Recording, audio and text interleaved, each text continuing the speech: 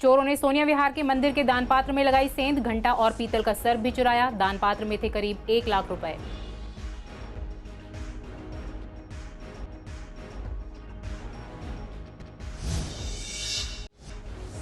CNG की बड़ी कीमतों से कैब और ऑटो चालकों में रोष। कहा, सीएनजी की कीमत बढ़ी पर कैब ऑटो का भाड़ा नहीं। मीटर का किराया बढ़ा पर लोग मीटर से चलना नहीं चाहते।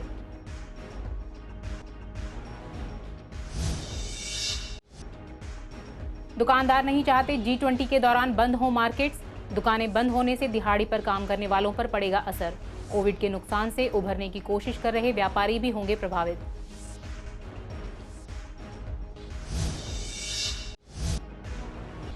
ज्वेलर से 5 लाख के एक्सटॉर्शन मामले में बदमाश गिरफ्तार। स्पेशल सेल ने बदमाश को गोकुलपुरी से पकड़ा। रुपए न देने पर परिवार को नुकसान पहुंचाने की दी थी धमकी।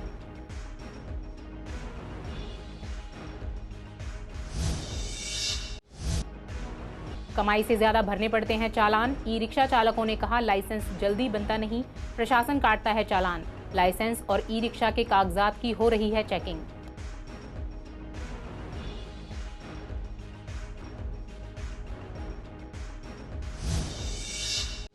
नमस्कार, स्वागत है आप सभी का। आप देख रहे हैं पूर्वी दिल्ली खास। मैं हूं पूनम। वक्त हो चला है बुलेटिन का। रुख करते हैं खबरों की ओर।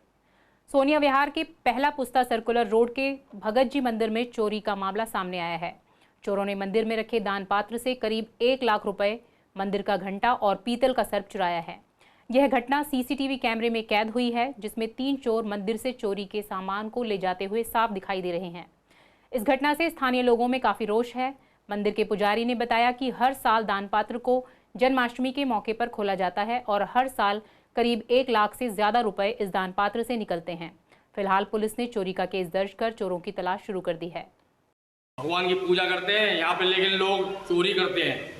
भगवान को, हिंदू धर्म को, ये समझो हिंदू धर्म के नाम पे कलंक हो रहे हैं।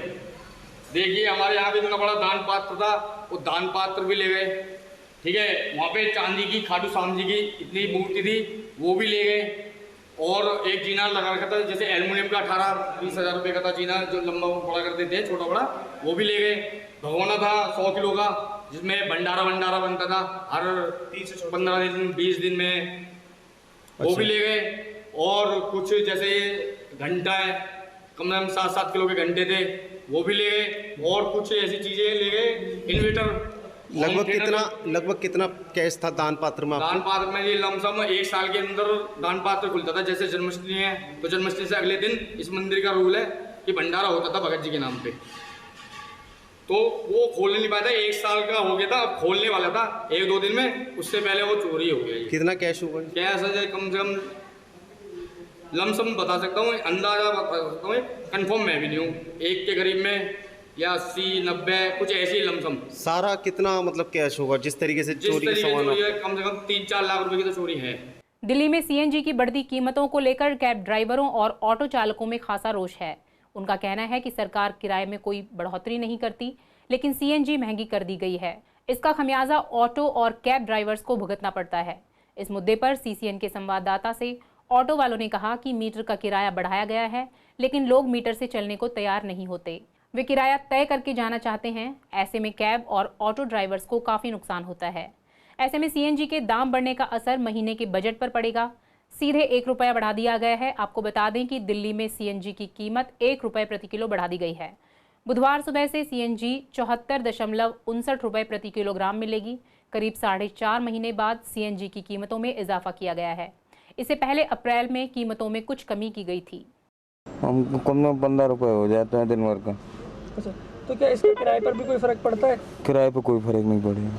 अच्छा, सीएनजी लगातार महंगी होती चली जाती है, अप्रैल के बाद फिर महंगी हो गई है, तो किस हिसाब से बजट पर फर्क पड़ता है? हाँ बिल्कुल पड़ेगा साहब, किराया बढ़ नहीं रहे हैं और सीएनजी बढ़ ही रही है।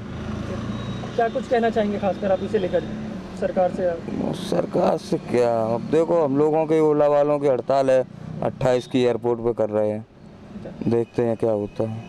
हाँ जी, बढ़ गए तो फर्क तो पड़ेगा। कितना फर्क पड़ता है? किराए में भी फर्क आता है या खाली? नहीं फिर तो किराया जब बढ़ गया तो किराए में भी फर्क आएगा थोड़ा घना। तो अब किराया देगा कौन? फालतू कोई नहीं देता किराया, तो उतना ही नहीं देता जितना बनता है। भाई साहब हमारा किराया करो तो बढ़ता नहीं है, हमारा किराया वही का वही है। अब कैसे मैरिज किया जाता भाई साहब? पब्लिक से कहते हैं मीटर से बैठ जाओ, मीटर से बैठते नहीं है। अब कहते हैं वैसे पैसे बताओ जी, वैसे कैसे पैसे बताएं, हमें पता नहीं होता कुछ भी। अब 1 रुपया रोज का फालतू, हमारी गाड़ी में 3 किलो गैस आती है, 3 फालतू चले जाएंगे हमारे, हमें इतने पैसे मिलते नहीं है। किराए में बढ़ोतरी हुई है, लेकिन मीटर से बैठता कौन है सर? आज की डेट में कोई नहीं बैठता। सब कहते हैं पैसे बताओ, पैसे बता दिए तो उसमें कहते हैं और कम करो। अब बताओ हम क्या करेंगे? अगर केजरीवाल सरकार को अगर कुछ कम करना था तो आप गैस पे पैसे कम करते। पहले इन्होंने इतने वादे करे, वो सब बेकार गए। अब इन्होंने ऑटो वालों को तो बिल्कुल ही देखना छोड़ दिया है। किराया बढ़ चुका है, जहाँ के 300 बनते हैं वहाँ से अब जो किराया बढ़ा है, अब 300 मतलब 30-40 रुपये का फ़र्क पड़ता है सवारी को, लेकिन सवारी मीटर से बैठती नहीं है। जहाँ के 300 बनने वहाँ के 350 बनते थे, आज की डेट में 350 बनते हैं अब वाले मीटर के, लेकिन सवारी ने पुराना रेट ही देना है। तो हमारा मीटर का किराया बढ़ के क्या फ़ायदा हुआ? हमको एक चीज़ बता दीजिए। G20 को देखते हुए 8 से 10 सितंबर तक मार्केट को बंद किए जाने की अटकलों को लेकर पूर्वी दिल्ली की विभिन्न मार्केट्स के दुकानदारों का कहना है कि मार्केट को पूरी तरह से बंद ना करना ही बेहतर होगा। उन्होंने यह भी कहा कि अब तक उन्हें इस तरह की कोई सूचना भी नहीं मिली है। दुकानदारों का कहना है कि पहले ही वे कोविड की मार झेल रहे हैं। ऐसे में सरकारों को ऐसे निर्देश नहीं देने चाहिए जिनसे दुकानदारों या खरीदारों को कोई समस्या हो। दुकानों पर काम करने वाले बहुत से लोग ऐसे हैं जो रोज कमाते रोज खाते हैं। अगर एक भी दिन उन्हें काम न मिले तो उनके लिए परिवार का गुजारा चलाना मुश्किल हो जाता है। ऐसे में अगर 3 दिन दुकानें बंद रखी गईं तो उन्हें काफ़ी दिक्कत होगी।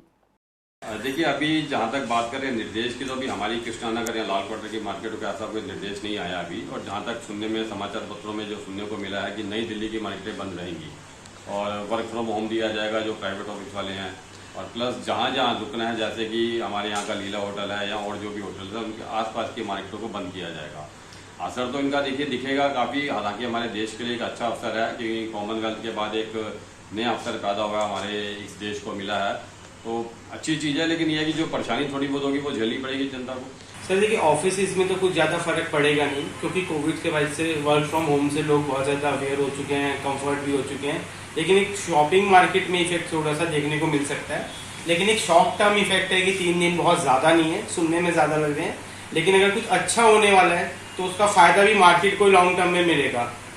तो थोड़ा सा देखो, कुछ पाने के लिए कुछ तो कॉम्प्रोमाइज़ जनता को भी करना पड़ेगा। जिनकी आमदनी नहीं है, जिन्होंने काम करना है, वो 4 दिन छुट्टी कर कर कहाँ जाएंगे? उनका कुछ सोचा जाए। सर अगर मार्केट बंद रहेगी, जो वहाँ पर लेबर क्लास आदमी है जो दिन में आते हैं, झाड़ूगिरी करते हैं, या वहाँ पर अपना चौकीदार है, ये कहाँ जाएंगे? इनको तो खाना चाहिए ना, इनका तो कुछ सोचा जाएगा। कोरोना काल के बाद लोग घरों में रहे थे, वो दुख का समय था, लेकिन ये एक देश के गौरव का समय है। तो लोगों को संयम रख के इसमें हमें मदद करनी है, कोऑपरेट करना है। और सरकार से भी हम यही आशा रखेंगे कि हम लोगों की भी सुविधाओं को ख्याल में रखते हुए योजना बनाएं। ये कोविड काल में भी जब बंद रहा काफ़ी, तो इफेक्ट तो ज़्यादा नहीं पड़ेगा इसमें। 3 दिन के लिए कोई ऐसी बात नहीं है, 3 दिन में आदमी मैनेज अपना कर ही लेता है। तो देश के लिए काफ़ी खुशी की बात है कि बाहर से बहुत विदेश से वो आ रहे हैं हमारे यहाँ। नेताजी सुभाष प्लेस इलाके में ज्वेलर्स से 5 लाख के एक्सटॉर्शन मामले में बदमाश गिरफ्तार। स्पेशल सेल ने बदमाश को गोकुलपुरी इलाके से पकड़ा। गिरफ्तार बदमाश की पहचान अमरोहा के रहने वाले 26 साल के आबिद के रूप में हुई है। स्पेशल सेल ने बताया कि नेताजी सुभाष प्लेस थाने में एक के बाद एक 4 ज्वेलर्स ने एक्सटॉर्शन मांगे जाने की शिकायत दर्ज कराई। ज्वेलर्स ने शिकायत में बताया कि उनसे 5 लाख की एक्सटॉर्शन मनी मांगी गई है।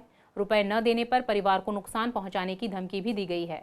इस मामले की शिकायत पर जांच शुरू की गई। टेक्निकल सर्वेलांस से पता चला कि इस मामले में आबिद नाम का बदमाश शामिल है। उस पर पहले से एटीएम चोरी के भी मुकदमे दर्ज हैं। आबिद की गिरफ्तारी के लिए उसके ठिकाने पर छापेमारी शुरू की गई और बुधवार सुबह 5 बजे आबिद को गोकुलपुरी इलाके से गिरफ्तार कर लिया गया। उसके पास से एक्सटॉर्शन की कॉल करने में इस्तेमाल मोबाइल बरामद हुआ। दिल्ली में ई रिक्शा चालकों के लाइसेंस और कागजात की चेकिंग का अभियान चलाया जा रहा है और जिनके पास लाइसेंस नहीं है या कागजात पूरे नहीं हैं, उनके चालान या ई रिक्शा बंद करने की कार्रवाई की जा रही है।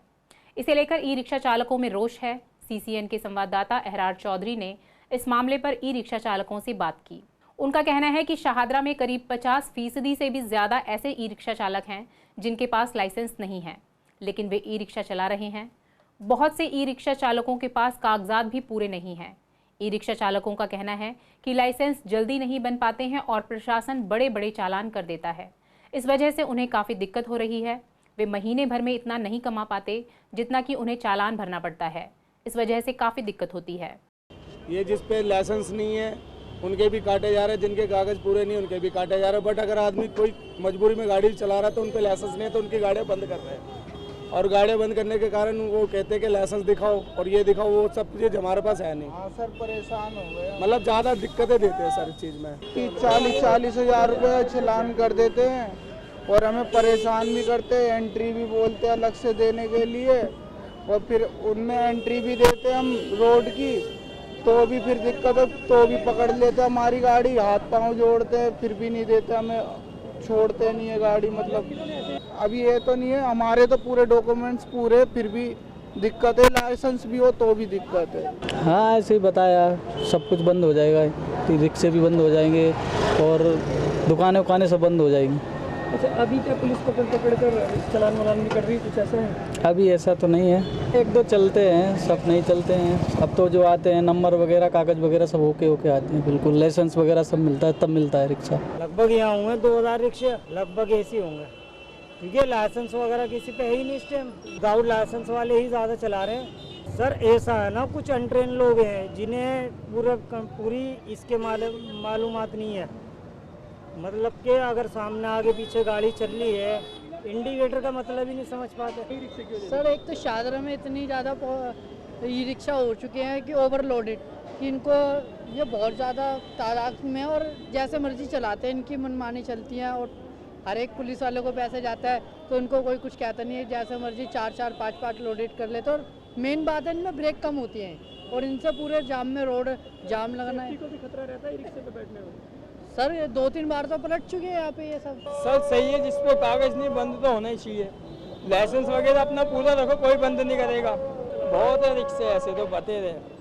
झपटमारी और ऑटो लिफ्टिंग करने वाले एक शख्स को सीमापुरी थाना पुलिस की क्रैक टीम ने गिरफ्तार किया।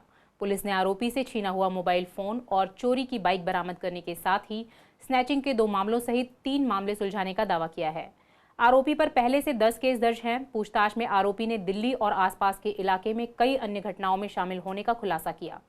आरोपी की पहचान सदर बाजार के रहने वाले 23 साल के रितेश उर्फ लंबू के रूप में हुई है। वह फिलहाल गाजियाबाद में रह रहा था। आपको बता दें कि 18 अगस्त को एक पीसीआर कॉल मिली जिसमें बताया गया कि दिलशाद गार्डन में पम्मी स्वीट्स के पास एक मोटरसाइकिल सवार लड़का मोबाइल फोन छीनकर भाग गया है। सीमापुरी थाना पुलिस ने केस दर्ज कर जांच शुरू की। एसएचओ विनय यादव के नेतृत्व में हेड कांस्टेबल सचिन, चंदन और कांस्टेबल प्रदीप, अक्षय और कुछ अन्य की क्रैक टीम बनाई गई। सीसीटीवी फुटेज खंगाले गए। जांच में पता चला कि जिस बाइक पर आरोपी ने स्नैचिंग की वारदात को अंजाम दिया वह चोरी की है। स्नैचिंग के बाद आरोपी कलंदर कॉलोनी में चला गया। गुप्त सूचना के आधार पर छापेमारी कर क्रैक टीम ने आरोपी को पकड़ लिया। पुलिस आगे की जांच में जुटी है। 10वीं 12वीं की बोर्ड परीक्षाओं के लिए शिक्षा मंत्रालय द्वारा लाए गए नए नियम को लेकर टीचर्स की मिलीजुली प्रतिक्रिया देखने को मिल रही है। आपको बता दें कि नए नियम में बोर्ड के एग्जाम एक की जगह 2 बार लिए जाएंगे। हालांकि अभी इसे लागू करने में लंबा समय लगेगा। कुछ टीचर्स का कहना है कि ये काफ़ी अच्छा फैसला रहेगा क्योंकि ऐसे में बच्चों पर ज़्यादा दबाव नहीं रहेगा और वे बोर्ड के एग्ज़ाम की तैयारी भी आसानी से कर सकेंगे। साथ ही कुछ टीचर्स मानते हैं कि बोर्ड के एग्ज़ाम को लेकर टीचर्स, पेरेंट्स और स्टूडेंट्स खुद इतने सतर्क रहते हैं और मन लगाकर पढ़ाई करते हैं। अगर 2 बार में एग्ज़ाम्स होते हैं तो बच्चे कहीं ना कहीं आलसी हो जाएंगे और अपनी पढ़ाई पर पूरी तरह से ध्यान नहीं देंगे। बोर्ड के जो एग्ज़ाम है 10th और 12th के पहले जो है पूरे फाइनल में एग्ज़ाम होते थे तो बच्चों को जो है एक साथ बच्चों को पूरी तैयारी करनी पड़ती थी। अब इसको जो है 2 पार्ट्स में बांट दिया गया है फर्स्ट सेमिस्टर वाइज। तो पहले पार्ट में क्या होता है कि बच्चों को हाफ सिलेबस होता है और उसके बाद बाकी जो है हाफ देना होता है। तो मेरे हिसाब से बच्चों के लिए बेनिफिट है, बच्चों को बर्डन भी नहीं होता। पहले ही होते थे बच्चे जब लास्ट में फेल हो जाते थे तो सुसाइड्स भी होती थी। अब बच्चों को ये है कि पहले फर्स्ट में अगर कुछ थोड़ी बहुत कमी रह भी जाती है तो लास्ट मोमेंट पर बच्चा अच्छे से और कर सकता है और इम्प्रूवमेंट भी दिखती है। तो हाँ बिल्कुल कम होगा, बिल्कुल कम होगा क्योंकि ये फर्स्ट जो सेमेस्टर है बच्चों को प्रैक्टिस होती रहती है। 12th में पहले 10th भी बोर्ड होती थी, 12th भी बोर्ड होती है। अब तो 10th वाला बच्चा जो है स्कूल में देते हैं बच्चे तो बच्चों को ये होता है कॉन्फिडेंस आ जाता है तो बच्चों का फोबिया भी कम हुआ।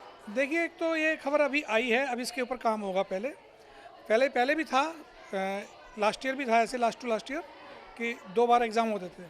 उसमें क्या होता था, पहले ऑब्जेक्टिव टाइप होता था और बाद में डिस्क्रिप्टिव होता था। तो उससे बच्चे बहुत सीरियस नहीं होते थे, वो बड़े लापरवाह रहते थे और एग्ज़ाम की वैल्यू नहीं समझ रहे थे। तो फिर गवर्नमेंट ने वापस वही पैटर्न कर दिया। तो इस वाले पैटर्न में कम से कम ये है कि बच्चे को एक रहता है, एक डर रहता है कि भाई मुझे तैयारी करनी है वो, और पेरेंट्स के ऊपर भी रहता है कि भाई बड़ा बोर्ड की क्लास आप पढ़िए, साथ ही टीचर्स के पास भी रहता है कि बोर्ड की क्लास आप इसको तैयारी कराइए। तो सब लोग मिलकर भी तैयारी भी करते हैं और उससे बच्चा अपनी स्टडी के प्रति अवेयर भी रहता है। जबकि जो 2 बार का जो एग्ज़ाम होगा तो इसमें कहीं ना कहीं मुझे ऐसा लगता है व्यक्तिगत तौर पर कि बच्चे और पेरेंट्स जो है कि हाँ भाई हो जाएगा, इसमें छूट गया तो इसमें कर लो, ये ऑप्शन के सोचकर वो जो है लेजीनेस इसमें आ जाती है, जो लेजीनेस स्टूडेंट के लिए और टीचर के लिए दोनों के लिए अच्छी बात नहीं। भारत सरकार के शिक्षा मंत्रालय द्वारा जो 10th और 12th के बच्चों का सेमेस्टर वाइज एग्ज़ाम के जो शुरू करने जा रहे हैं उसका मैं स्वागत करता हूँ। और दिल्ली के स्कूलों में विशेष तौर से इस बात का बड़ा स्वागत है, क्योंकि ऐसा है कि अगर सेमेस्टर वाइज एग्ज़ाम होता है तो एक बच्चा अगर किसी पहले सेमेस्टर में लूज़ कर जाता है तो उसको दूसरे सेमेस्टर में अपने आप को सुधार करने का मौका मिलेगा। ऐसी स्थिति में एक बच्चे को पहले सेमेस्टर में जो एग्ज़ाम दे करके पढ़ लेगा, दूसरे सेमेस्टर के लिए उसको तैयारी करने की जरूरत नहीं पड़ेगी। इसके कारण जहाँ बच्चों में स्ट्रेस कम होगा, तनाव कम होगा, वहीं माँ बाप भी बहुत ज़्यादा इस मामले में रिलीफ महसूस करेंगे। और इसके साथ ही 10th में जो बच्चे मार्क्स लेकर के आते थे और 11th में उनके सामने बोर्ड के एग्ज़ाम के बाद ये इशू बन जाता था कि वो साइंस लें, आर्ट्स लें या कॉमर्स लें। नई शिक्षा नीति में प्रधानमंत्री ने जो नियम बनाया है कि आप 11th में तीनों स्ट्रीम ले सकते हैं और जो स्ट्रीम आप नहीं चला सकते उसको छोड़ दें, तो इससे भी पेरेंट्स बड़ा राहत महसूस कर रहे हैं। जीटीबी एनक्लेव पुलिस को पीसीआर कॉल पर जगतपुरी एक्सटेंशन की गली नंबर 5 में घर में चोरी होने की सूचना मिली थी। शिकायतकर्ता दीपक ने कहा कि कुछ अज्ञात लोगों ने घर का ताला तोड़कर कुछ सोने का सामान, कुछ इलेक्ट्रॉनिक आइटम्स और करीब 60,000 रुपए कैश चुरा लिया है। पुलिस ने केस दर्ज कर जांच शुरू की। पुलिस टीम ने सीसीटीवी फुटेज खंगाले और छापेमारी की, लेकिन आरोपी का कोई सुराग नहीं मिला। 21 अगस्त को गश्त के दौरान एएसआई रामकिशोर को सूचना मिली कि जगतपुरी एक्सटेंशन इलाके में 4-5 दिन पहले चोरी करने वाले 2 चोर एक ही बाइक पर नन्नगरी से दुर्गापुरी की ओर जा रहे हैं। इस बीच शाम करीब 5 बजे 2 संदिग्ध बाइक पर नन्नगरी की ओर से आते दिखे। पुलिसकर्मियों ने उन्हें रुकने का इशारा किया, लेकिन रुकने की बजाय वे भागने की कोशिश करने लगे। कुछ देर पीछा करने के बाद पुलिस ने उन्हें पकड़ लिया। पूछताछ में आरोपियों की पहचान अशोकनगर के रहने वाले 34 साल के सोनू उर्फ राजू गुप्ता और गगन विहार के रहने वाले 25 साल के अमन के रूप में हुई। दोनों आरोपियों की निशानदेही पर टीम ने छापेमारी कर उनके घर से चोरी हुआ एलईडी टीवी, एक कीपैड मोबाइल, म्यूजिक सिस्टम और टैब बरामद किया। इस मामले में आगे की जांच जारी है। निगम के सफाई कर्मचारी लगातार अपनी मांगों को लेकर सीएम हाउस पर धरने पर बैठे हुए हैं। निगम कर्मियों का आरोप है कि उन्हें नजरअंदाज किया जा रहा है और उनकी बातों को सुना नहीं जा रहा। साथ ही निगम कर्मियों की मांगों को पूरा करने के नाम पर उन्हें सिर्फ झूठे आश्वासन दिए जा रहे हैं। इसे लेकर आज निगम कर्मियों ने अपने कार्यालय पर मीटिंग रखी और ऐलान किया कि वे अब हर हफ्ते सरकार के किसी एक पदाधिकारी की शव यात्रा निकालकर अपना विरोध जताएंगे। अगर इनको पक्के का लेटर बांटना ही था तो उन कर्मचारियों को बुलाते जिनके वो लेटर थे, ना कि पूरे निगम के पूरे दिल्ली के कर्मचारी को वहाँ बुलाया गया है। सबसे पहले तो मैं सीबीआई से भी कहूँगा कि इनकी जांच की जाए कि इनका इतना पैसा आया कहाँ से इनको लगाने के लिए, क्योंकि जो काम सफ़र किया है कर्मचारियों का 21 तारीख को, उसका हर्जाना कौन देगा। और वहाँ पर जो इन्होंने लेटर दिए हैं वो कंपेंसेशन ग्राउंड के, यानी कि जो करोड़ों मुल्क के आश्रित हैं 89 डेज पर जो लगते हैं उनको डेली वेजर वो उनको दिए हैं, ना कि जो 98-96 के जो कर्मचारी हमारे हैं उनको पक्का करने के दिए हैं। वहाँ पर सिर्फ 10 लोगों को छलावा दिया गया है जिन पे ये अलाप रहे हैं। 317 139 की लिस्ट हमारे पास अप्रूव्ड है, वो भी डेली वेजर की है कि डेली वेजर के लेटर बांटे हैं, ना कि पक्के के बांटे हैं। कि जितने भी आम आदमी पार्टी के विधायक हैं, मेयर साहिबा हैं, इनके कार्यालय पर जाकर इनकी शव यात्रा निकालेंगे। हर हफ्ते एक टारगेट बनेगा हमारा। वहाँ पर जबरन कर्मचारी बुलाए गए, सभी पूरी दिल्ली से कर्मचारी बुलाए गए। ये तो हम नहीं बता सकते कितने कर्मचारी थे, लेकिन बहुत तादाद में कर्मचारी जबरन बुलाए गए हैं वहाँ, सभी इंस्पेक्टरों द्वारा और उनके दरोगा द्वारा और इनके निगम पार्षदों के प्रेशर में आके कर्मचारी वहाँ मजबूरन गए। देखिए, जो हमारे साथ जो धोखा किया गया है केजरीवाल ने कि भाई हमने इतने लेटर हमने बांटे, 300 तक लेटर बांटे हैं। देखिए झूठ है, क्योंकि 300 लेटर आपने कैसे बांट दिए? ना तो कोई वार्ड से फैल गई है, ना कोई बोर्ड बैठा, ना ऑफर लेटर दिए तो आपने हैं, ना ही कोई स्टैंडिंग में कोई मीटिंग हुई आपसे, तो आपने लेटर कैसे दे दिया, कैसे पक्के कर दिए? ये सरासर झूठ है, क्योंकि शुरुआत होती है नीचे से कोई फैल गई नहीं है, कोई आई नहीं, ना बोर्ड बैठा, तो आपने पक्के कहाँ से कर दिए? हम ये चाहेंगे कि इसको कड़ी से कड़ी जो है समाज जो है इनको केजरीवाल जी को और इनकी शैली ओबराय जी को हम सजा के तौर पे दिल्ली को कूड़ा करने के लिए पीछे नहीं हटेंगे और हम जो है पुरजोर तरीके से हड़ताल के मूड में बैठे हुए हैं कि जो हमारे साथ समाज के साथ जो इन्होंने छलावा करा वो बिल्कुल बर्दाश्त नहीं करा जाएगा। संभल जिले से दिल्ली आकर चोरी करने वाले 2 भाइयों को जाफराबाद थाना पुलिस ने गिरफ्तार किया। पुलिस ने आरोपियों के कब्जे से चोरी का सामान बरामद किया है। पुलिस ने सीसीटीवी फुटेज की मदद से चोरों को गिरफ्तार किया। पुलिस ने आरोपियों की निशानदेही पर संभल जिले से चोरी हुआ सामान बरामद किया। पुलिस के मुताबिक दोनों चोर पहले काम मांगने के बहाने घरों की रेकी करते थे, बाद में चोरी की वारदात को अंजाम देते थे। आपको बता दें कि जाफराबाद पुलिस ने सीसीटीवी फुटेज और अन्य माध्यमों से लोहा मार्केट वेलकम से उस वाहन चालक का पता लगाया जिसकी मदद से आरोपी चोरी का सामान ले जाते थे।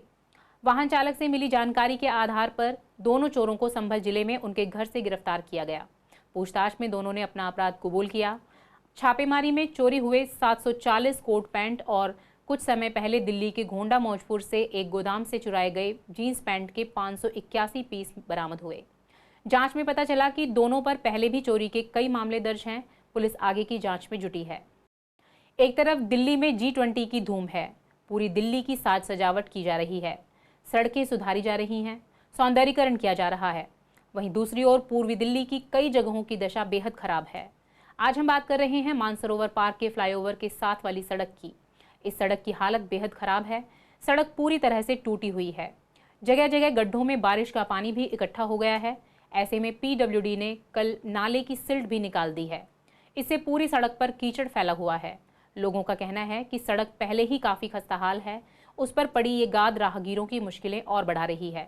साथ ही बदबू से भी लोगों को बहुत परेशानी हो रही है। सरकार सिर्फ राजनीति करती है और अपनी जिम्मेदारी से पल्ला झाड़ लेती है। सड़क की हालत की अगर आप बात करेंगे, ये सड़क कई साल से खराब है और ये राजेंद्र पार्क गौतम विधायक के अंडर में आता है। ये लोग कहते हैं ना दिल्ली में सुधार कर दिया हमने, भ्रष्टाचारी खत्म कर दी, लेकिन ऐसा कुछ नहीं है। ये आपस में एक दूसरे की लड़ाई लड़के और जनता को परेशान कर रहे हैं। ये बीजेपी वाले पर तोहमत लगाते हैं, बीजेपी वाले इन पर तोहमत लगाते हैं, लेकिन जनता पिस रही है। जनता ने इनको वोट करा है और अब इन्होंने दिल्ली सरकार ने MCD के अंदर भी सरकार बना ली है और PWD भी इनके अंडर में है। अब ये लोग कहते हैं अध्यादेश ला के इन्होंने हमारे हाथ काट दिए। जनता को इससे क्या सरोकार, क्या मतलब है? इनका दायित्व बनता है, जनता ने आपको वोट किया है, आप जनता के काम करेंगे, नहीं तो आप लोग बेकार हैं। सड़क पे पानी जब भी बारिश होती है पानी भर जाता है, यहाँ बहुत बुरा हाल होता है। अभी इन्होंने PWD वाले या MCD वालों ने डस्ट निकाली नाले की, अभी नाले पे से निकाल के रोड पे डाल दिया है। अब ये सूख के रोड जब ट्रैफिक चलता है ये उड़ेगी, इससे बीमारियाँ फैलेंगी। ये सब कहने की ढकोसलेबाजी है। हर नेता हर पार्टी एक जनता को छल कपट करने वाला काम कर रही है, जो कतई गलत है। आने वाले टाइम में जनता इनको जवाब जरूर देगी, चाहे वो बीजेपी हो या आप दिल्ली सरकार हो। पानी तो सड़क पर भरा हुआ है, ये पानी में हम लोग रहते हैं भी, रात में जाने में तो परेशानी है ये। बाकी लोग कुछ उपाय नहीं कर रहे हैं, पलट जाते हैं रिक्शे पलट जाते हैं, ठेली पलट जाते हैं। अब हम लोग का बारिश होता है तो परेशानी तो होबे करता है। अब सड़क तो जब से बनी है तब से मैं ऐसा ही चल रहा है। मैडम बहुत दिन से ऐसे हो रहा है। अब इसमें हर जगह जगह गड्ढे से पड़ रहे हैं। अभी कल ऐसे होगा तो इस सारे में। गोकुलपुरी थाना पुलिस ने वजीराबाद रोड से एक लुटेरे को गिरफ्तार किया। लुटेरा अलीपुर इलाके की एक फैक्ट्री से प्लास्टिक का दाना लूटकर बोलेरो पिकअप वैन से भाग रहा था। पिकअप वैन से 134 बैग प्लास्टिक दाना बरामद हुआ है। तलाशी में वैन से एक बड़ा मेटल कटर भी बरामद हुआ। गोकुलपुरी थाना पुलिस ने वैन और लूटा गया प्लास्टिक दाना जब्त कर लिया। मामले की सूचना अलीपुर थाने को दे दी गई है। गिरफ्तार आरोपी की पहचान बुलंदशहर के रहने वाले 22 साल के मुकेश के रूप में हुई है। उत्तर पूर्वी दिल्ली के DCP डॉक्टर जॉय एन चिर्की ने बताया कि शनिवार सुबह करीब 8 बजे वजीराबाद रोड पर सिग्नेचर ब्रिज से यूपी की ओर जा रही एक बोलेरो पिकअप वैन पर पुलिस टीम की नज़र पड़ी, जिसकी रजिस्ट्रेशन प्लेट भूरे रंग की टेप से ढकी हुई थी। कुछ गड़बड़ी की आशंका पर पुलिस ने पिकअप वैन चालक को रुकने का इशारा किया, लेकिन चालक ने स्पीड बढ़ाकर भागने की कोशिश की। पुलिस टीम ने पीछा कर वैन को रोक लिया। इस दौरान वाहन चालक और उसका एक साथी पिकअप वैन से फरार हो गए। हालांकि एक शख्स को पुलिस ने गिरफ्तार कर लिया। पूछताछ में आरोपी ने अपने साथियों के साथ 2022 की सर्दियों के दौरान बवाना में लोहे के पाइपों की लूट के मामले में अपने शामिल होने का खुलासा किया। पुलिस आगे की जांच में जुटी है। फिलहाल इस बुलेटिन में इतना ही। आगे खबरों के लिए बने रहिए CCN के साथ। नमस्कार।